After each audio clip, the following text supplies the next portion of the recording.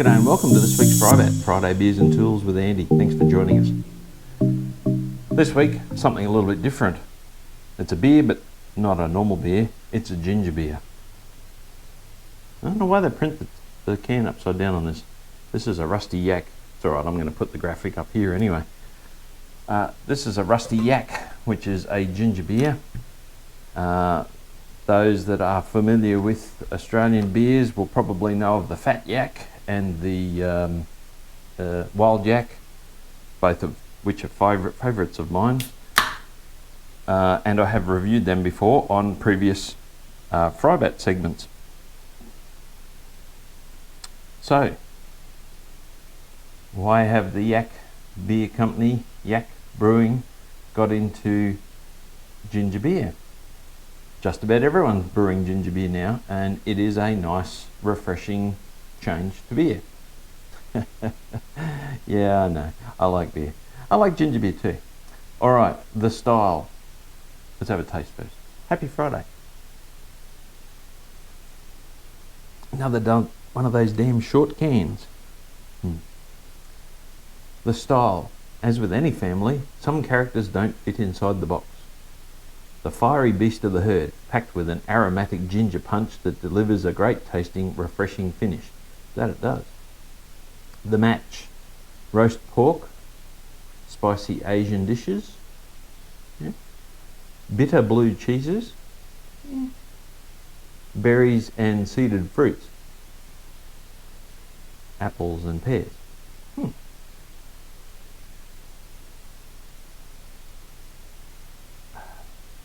Surprisingly, it is only a 3.5% alcohol beer, or ginger beer, so it's really a mid-range, I guess you'd say.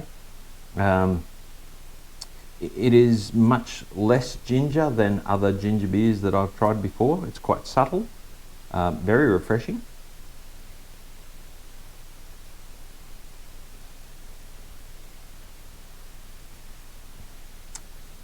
It's a nice ginger beer. Yak Brewing have not failed me. They now have 3 drinks that I absolutely love, and they do have other in their range as well. So what do I give the Rusty Yak on my Spanner scale?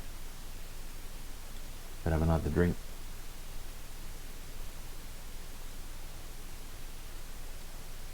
Okay, so it's not a beer. I'm not limiting my channel just to beer. As you know, I've done rum before. I've done some other ginger beers. That's really nice. That's a 4.5, well, between a 4.5 and a 5 out of 5 Spanners for me. Let's give it the benefit of the doubt. Hardly the benefit of the doubt. It's a nice drinking ginger beer. 5 Spanners. Well done, Yak Brewing Company.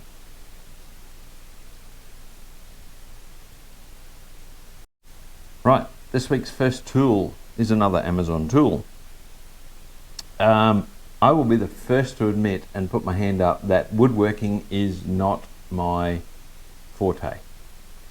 My dad, God rest his soul, was wonderful with woodworking, absolutely loved his woodworking, and my son has carried on that tradition. He seems to enjoy it and be very good at it too. Me and wood, however, we have a bit of a love-hate relationship. I like to work with steel, aluminium. I'm realizing that I have to get a little bit better at woodworking because of the renovation work that I want to do on my property down in Tasmania in a very short period of time. So I have started building and improving on my woodworking tool collection with the hope that if I buy reasonably good quality tools, that will help me improve my woodworking ability. Yeah. So, that brings me to my latest Amazon purchase. This is a Tolson brand Mitre box and fine tenon saw, 300mm long or 12-inch. And although this is a plastic Mitre box, it seems to be quite well made, and the tenon saw also looks to be very nicely made. The grip on it is very nice. the way I see it is I'm going to be doing quite a bit of trim work on my house, especially when I rebuild the kitchen and things like that. And obviously I want to do as good a job as I can, because otherwise the wife will hit me. But you know, I want to be able to stand back and go, I made that, and you know, be proud of what I've built, rather than go, oh, a bad tradesman built that, obviously. So anyway, that's why I've been gradually building my woodworking capability. The Tolson Mitre box and fine tenon saw is not particularly expensive. This was in fact only $27 from Amazon delivered. It comes with a, the plastic is ABS, so it is apparently durable. The blade thickness on the tenon saw is only 0.9 mil kerf. How's that? I know woodworking terms. And has a number of teeth per inch is 14 teeth per inch. The Mitre box itself is 300 by 140 by 70 millimeters in dimension, and it weighs a grand total of 705 grams. This is by no means trade quality.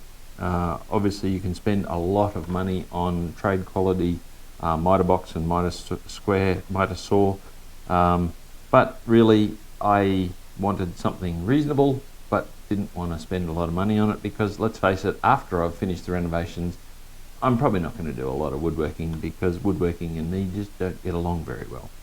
But anyway, let's stick with this at the time being. So for value for money at $27, I can't fault it. $27, I don't think you can buy a decent saw for $27 nowadays. So having this delivered to my remote location here in the NT was pretty damn good. I'm quite impressed with Amazon tools overall. Yes, it's probably Chinese. I can't actually see. Yep, made in China, unfortunately. But for what I want to use it for, I don't want to spend a lot of money on professional grade tools. Hopefully it's accurate enough to give me a reasonable quality cut and finish. But anyway, I guess we'll find out when I start doing my reno work. So for value for money at $27 delivered, this is a 5 out of 5 for me.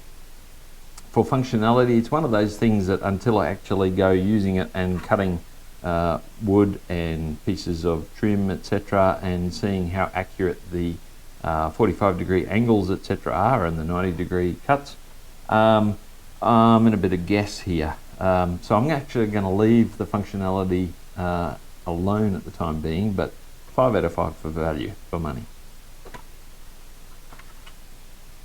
That's the Tolson Mitre box and fine tenon saw. Second tool of the week is another Amazon tool.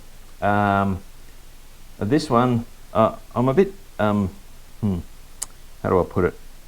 My dad had one of these, and do you think I could find what happened to it?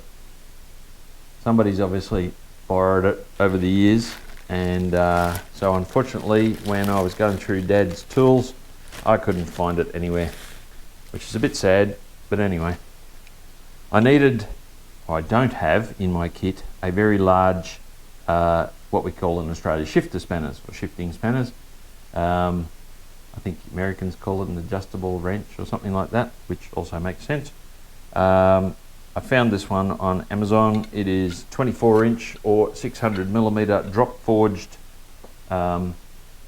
shifter, and seems to be reasonable accuracy. I'm not sure whether you can see the tolerance there. You can just see a little bit of light through, maybe, but it's not bad for the size of it. I mean, tolerances, a little bit of slop in it this way, but again, you know, it's a shifting spanner.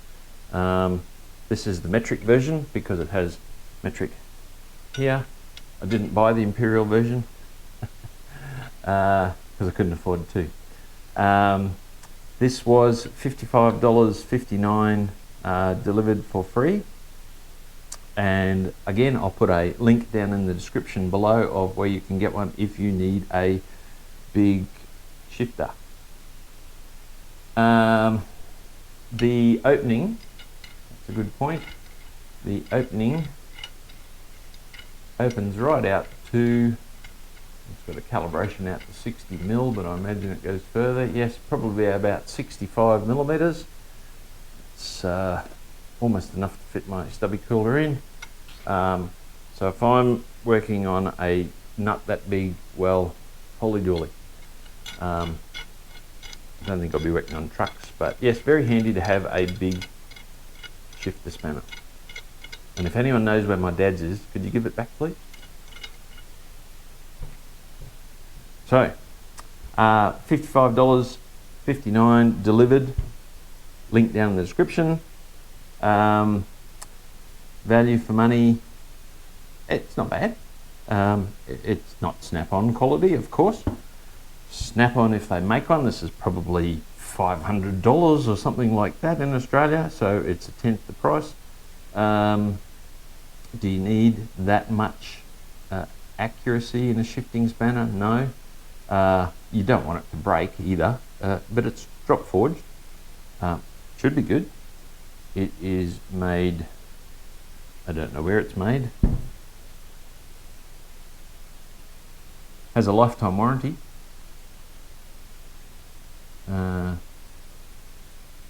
Like most things on Amazon, doesn't tell me where it's made. Got a grip handle. Don't know where they get that from. Anyway, it's a Jet Tech brand. Jet Tech, G-Tech, J-Tech. And for $55.59 delivered, it's pretty good value for money. Let's go 4 out of 5 beers. For functionality, I expect it to do exactly what it should do. So therefore, I'm going to give it a 5 out of 5 stars. It does have a lifetime warranty. How lifetime warranties work on Amazon, I'm not really sure, because how often do we see things on Amazon only advertised for a short time and then not be available again after that? Are the companies fly by night? Do they hang around? Don't know. Never had to claim on it. At the end of the day, it's $55.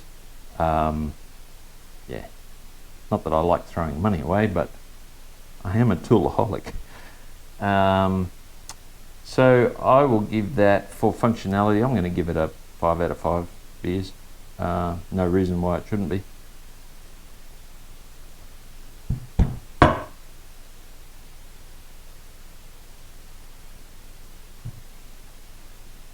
Alrighty, well that's it for this week's FriBaT. Hope you enjoyed that. Please like, share and subscribe. Please continue to help me grow the channel and share the content around. And if you've got any suggestions, please put them down in the comments. I love reading the comments. I try and respond to every single comment that people make, and will continue to do so while I can. So please put in the comments if you want to see something specific reviewed. I might have it in my kit, or it might be a good excuse for me to go out and buy it to review it. Please don't tell Mrs. Gray, but I am a toolaholic. Yeah, so thanks very much for watching, and see you next week.